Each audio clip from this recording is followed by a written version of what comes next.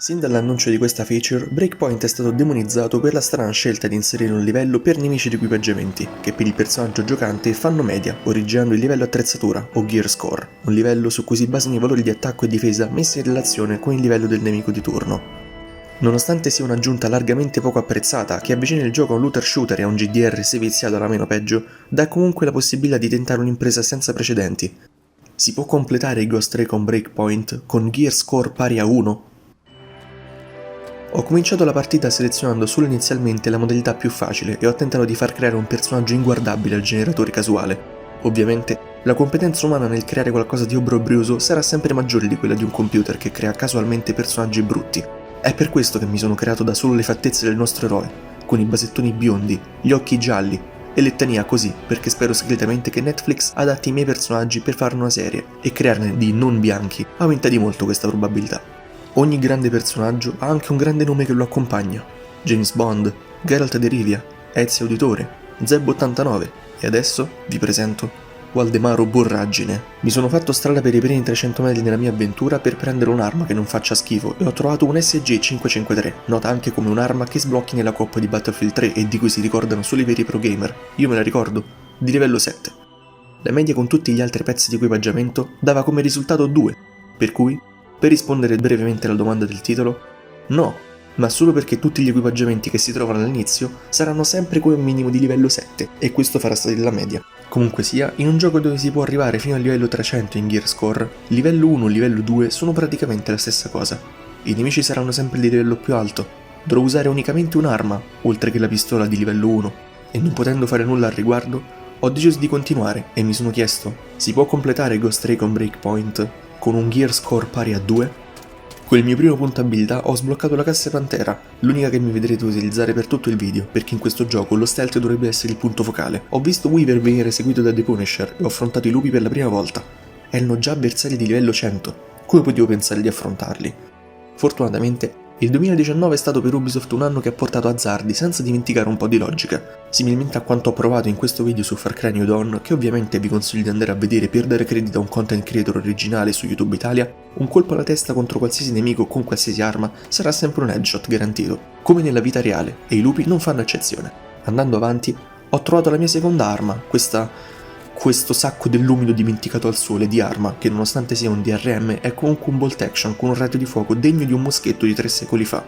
Era anche lui di livello 7, così se avessi voluto utilizzarlo lo avrei dovuto sostituire di volta in volta al fucile d'assalto, proprio come sostituisco le mie personalità, imprecando ogni volta per quanto fa schifo. Ho ipotizzato che esiste un dio e questa è la prova che vuole vedermi soffrire. La natura casuale degli oggetti trovati nelle casse e nei drop nemici mi ha fatto pensare. Nella mia prima run trovai rispettivamente un Tavor e un G28, così ho deciso di fare un'altra prova a livello di difficoltà fighetta per appurare che non si tratta di una selezione che il gioco fa in base alla difficoltà scelta. Ho provato a cominciare un'altra partita con il terzo slot e ho trovato un Tavor, ma di livello 8. Più avanti è stato un nemico a droppare un G28 e nella cassa c'era di nuovo questo obbrobrio. In modalità estrema, invece, pure. Quindi no, niente da fare. Continuerò con il primo slot, quello di Waldemaro Borraggine. Con il vostro permesso, salterò direttamente alle parti più interessanti, importanti o che hanno bisogno di un intervento stupido da parte mia. Per salire di grado con la classe della Pantera bisogna completare una sfida che chiede di uccidere dei nemici usando un mitra e senza ricaricare. È un gran peccato quindi che il primo mitra che ho trovato fosse di livello troppo alto e io pertanto non potessi equipaggiarlo onde evitare di far salire il mio gear score e la mia autostima. Se prima avevo solo un sospetto, ora ne ero convinto. Dio esiste e gode della mia sofferenza. Arrivato al buco di Erewhon, ho comprato il mirino sbagliato, il caricatore esteso e il lanciagranate per il fucile d'assalto, potenziando quest'ultimo con i pezzi delle altre armi scomposte che tanto non posso equipaggiare, e ho colto l'occasione per dare un aspetto indignitoso all'eroe di Oroa. Ho deciso che d'ora in poi lo chiamerò Uomo Calzamaglia, il supereroe che non si fa notare. Ho scoperto dei bivacchi, esploso cose, ucciso cosi, il gioco è crashato, ho trovato uno stronzo, ho avuto modo di testare a fondo quanto poco sia utile il fucile da cacca che ho trovato all'inizio, ho interrogato persone. Certo che uno del genere non mi verrebbe mai in mente di mentire. Ho rimorchiato Jay Skell e in tutto questo avevo sapientemente speso i punti abilità per sbloccare il secondo slot per i tratti e utilizzare il perk che rivela le posizioni dei nemici nel raggio di 25 metri, oltre che il perk pistolero, che aumenta i punti esperienza mentre usi una pistola. Già sto con un gear score ridicolo, i punti abilità mi servono come il pane.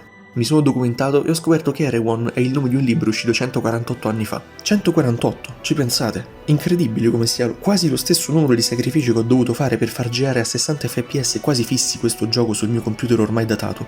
È a questo punto che ho deciso di alzare al massimo la difficoltà. Solo un uomo calzamaglia oppure un pro gamer poteva cimentarsi in questa impresa. Fortunatamente io sono entrambi.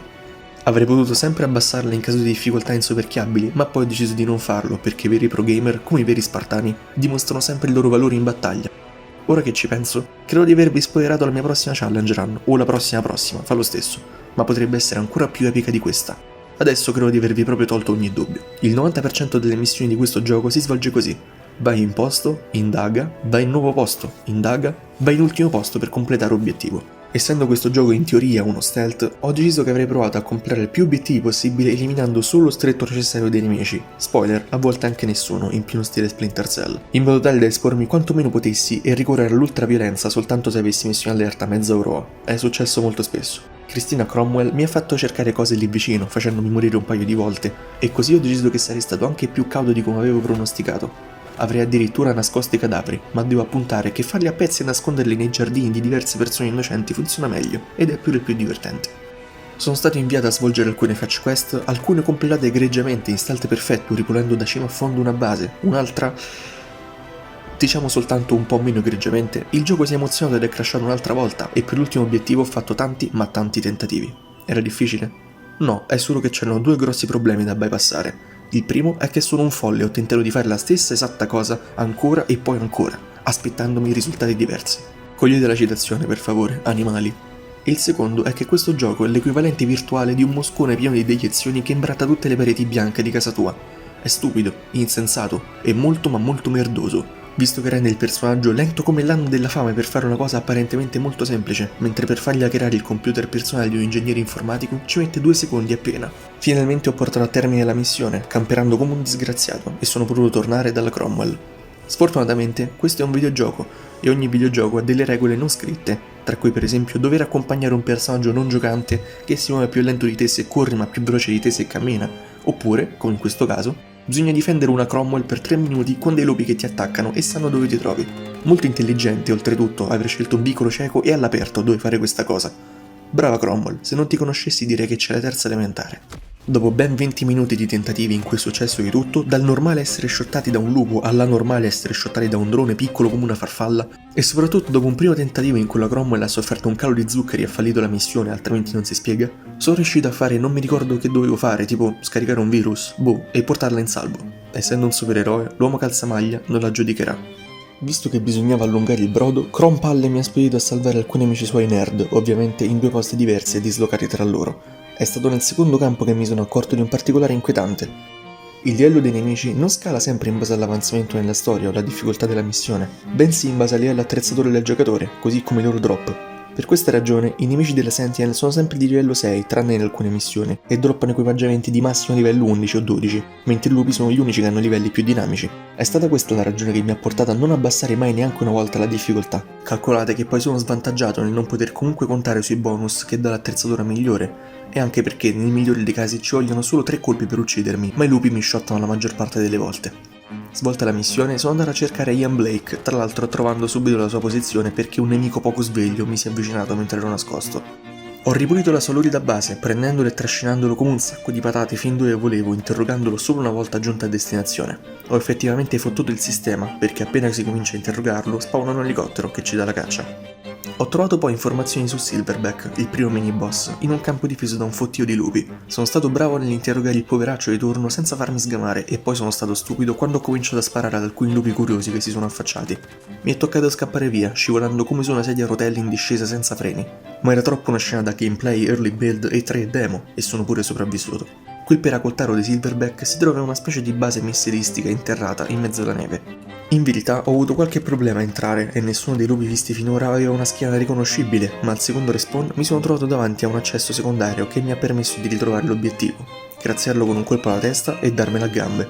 Mi sono preparato poi a un'altra ondata di fetch quest di cui mi libererò velocemente. Ho salvato un programmatore, interrogato un programmatore, minacciato un nerd programmatore succube di una tipa cattiva che si vede solo in una cutscene che ho saltato, liberato una base hackerando i suoi sistemi, difeso la base hackerata per 3 minuti e l'unica cosa rilevante che è successa adesso, quando ho dovuto fermare un convoglio con un VIP e per un bug il tizio non voleva parlare, o meglio, non compariva il prompt per interrogarlo. La parte davvero interessante arriva ora. Beccatevi questo, visualizzatori che hanno smesso di guardare prima di questo momento. Ho liberato altri programmatori dell'edificio dove ho salvato il primo, ci ho messo un po' tra l'altro, ed ho cominciato una missione di difesa dell'obiettivo in cui il bersaglio più vulnerabile ero io. Questo obiettivo richiede di fare il mitragliere per difendere questi sallucchioni, ma prima o poi si deve passare davanti a dei cecchini. Il fatto che il guidatore guidi peggio di me l'ultima volta che ho provato ad arrivare in Austria, ubriaco e fuori strada, stupide guardie, non controllerete mai la mia macchina. Di certo non aiuta a prendere la mira meglio di un soldato addestrato e fermo sul posto. Nei vari tentativi ho scoperto due cose. La prima è che la missione si attiva quando si sale al posto di mitragliere, ma non è necessario restarci, solo che poi quello parte e se si allontana di 200 metri la missione fallisce. E la seconda è che questa missione fa spawnare solo elicotteri e macchine che ci inseguono, non i nemici in strada o nei presidi lungo essa. Sia i pro gamer che gli uomini calzamaglia devono provare l'impossibile, e così mi sono fatto da solo e preventivamente la strada che avrebbe fatto il guidatore, uccidendo ogni nemico che trovavo e lasciando lì il loro drop, per forzare il gioco a ricordarsi che sono morti. Sono tornato al punto di partenza, ovviamente senza ricaricare il mondo con un viaggio rapido, e... esatto, ci avevo visto giusto.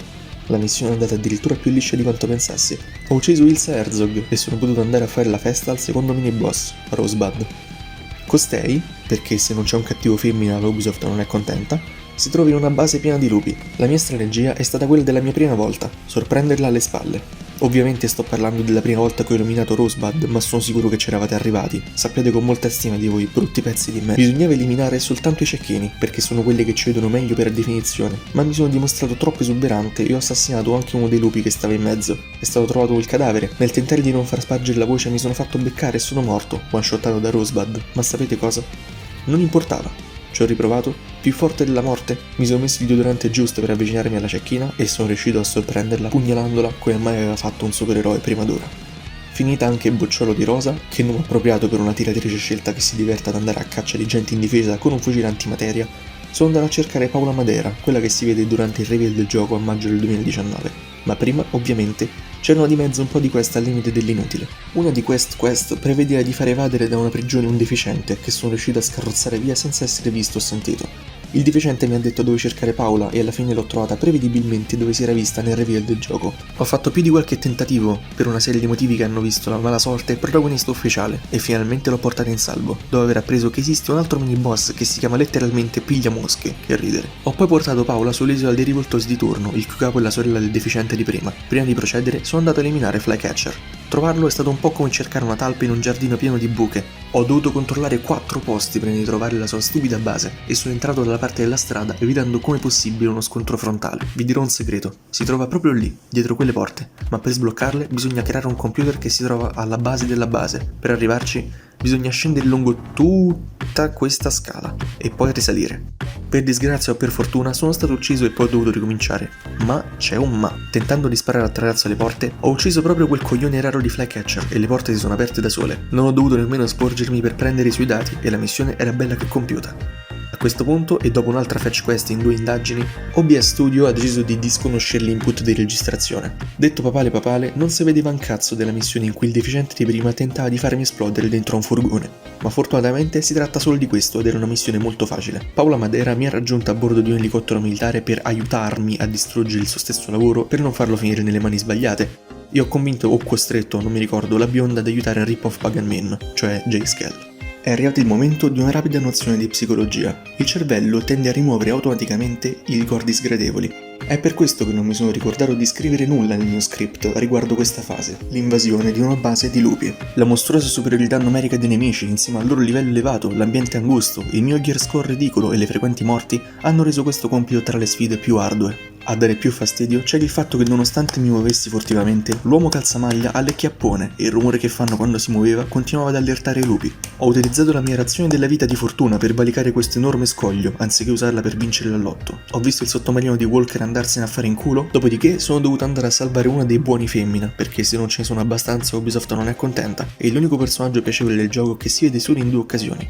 Aver ripulito l'edificio in perfetto stealth è servito a poco, dopo che, per attivare un drone da colpo sincronizzato, ho sparato un colpo centrando l'unico cazzo di barile esplosivo del tetto, suicidandomi e dovendo ricominciare la missione. Ancora una volta ho ripulito il tetto, completando l'obiettivo, e trovato il penultimo mini boss, un tale Yellow Leg, che non si era mai visto né sentito fino a quel momento. Sul tetto si trova soltanto lui, perché il gioco probabilmente non prevede che si ripulisca tutto, e un colpo alla testa più tardi anche questa missione era finita. Per nessuna ragione al mondo, lui e tutti gli altri mini boss con nomi strani avevano dei pezzi di carta che compongono una poesiola se messi insieme. E che cosa indica la poesiola? Il luogo dove si nasconde, dopo, quello sporco traditore di Josiah Hill e il suo ostaggio, la tipa buona femmina del paragrafo sopra. Sfortunatamente per lui e per lo scrittore della poesia, sapevo già dove andare. Mentre vedevo un personaggio verso cui non ho sviluppato né attaccamento né odio sperare nell'ombra, sapevo che nonostante la figaggine di questa scena, l'uomo calzamaglia avrebbe salvato i deboli e sconfitto i cattivi. Spoiler, è andata proprio così. Nonostante i lupi fossero di 48 livelli più forti di me, ma prima mi hanno rotto il drone 2 o 3 volte. È il momento dello scontro finale con The Punisher. Sapevo cosa stava per accadere, però dovevo liberarmi di parecchi nemici di livello 100, incluso un Behemoth. La fase stealth è andata molto bene, ma evidentemente ho dimenticato di eliminare alcuni nemici che hanno evocato dei droni piccoli come un colibrì, uno dei quali mi ha fatto provare l'ebbrezza di essere shottato da un pezzo di ferro di 98 livelli superiore al mio uomo calzamaglia. Ho dimenticato di registrare dopo il respawn, ma sappiate che lo scontro con il Behemoth è andato così: spray anti-rilevamento, lanciarazzi sulla corazza, caricatore svuotato sul punto debole, 2 granate MP, altro caricatore ed era bello che è andato. Adesso sì, toccava a Walker. Per qualche ragione mi è spawnato a 5 metri di distanza e poco dopo sono morto. Le volte successive sono finite sempre nello stesso modo. Shottato da lui, dai lupi che continuano a spawnare, volta dopo volta, per altri 20 minuti. È proprio qui che si vede la difficoltà massima e l'esperienza di un supereroe. Ho provato diverse strategie. Lasciare mini e C4 per strada non funziona, così come scagliargli contro granate, lanciagranate e flashbang. I droni che gli fanno da scudo protettivo intercettano qualunque tipo di esplosivo che gli si lanci. Ho provato a utilizzare una mitragliatrice leggera di livello 9, perché se sostituita al fucile d'assalto non cambia il mio gear score, ma poi ci ho ripensato perché non è così che fanno gli Jedi. Ho elaborato dunque una strategia perfetta: mandare dei droni da colpo sincronizzato a eliminare gli altri lupi, poi sporgersi abbastanza per vedere i droni, ma non per essere visti dal Walker, attivare la tecnica di Air Pantera solo quando quel pazzo schizzato si avvicina pericolosamente e restare nella cortina fumogena che rende invisibili, continuando a sparare ai droni, finendoli e lasciando The Punisher allo scoperto. Nel terminare anche lui con un colpo indolore in fronte, ho completato Ghost Recon Breakpoint alla difficoltà massima con il gear score più basso, dunque settando quello che a tutti gli effetti un record mondiale. Questa incredibile impresa è stata completata il 13 gennaio 2020, come provano questi screenshot delle registrazioni. Vi rammento di iscrivervi, se non per lo straordinario atto d'amore che rappresenta questo video, allora per il record o per altre challenge run che ho fatto e per gli altri che farò. Se state ancora guardando, condividete il video con gli scettici che pensano che il gear score sia una meccanica limitante, e se pensate che non fosse possibile lasciate un like. Oppure anche se il video vi è piaciuto e basta, è comunque importante. Anche oggi abbiamo provato l'impossibile. Io e l'uomo calzamaglia vi salutiamo, ed io vado a distruggere il drone che ho comprato prima di giocare a questo gioco. Stupide macchine.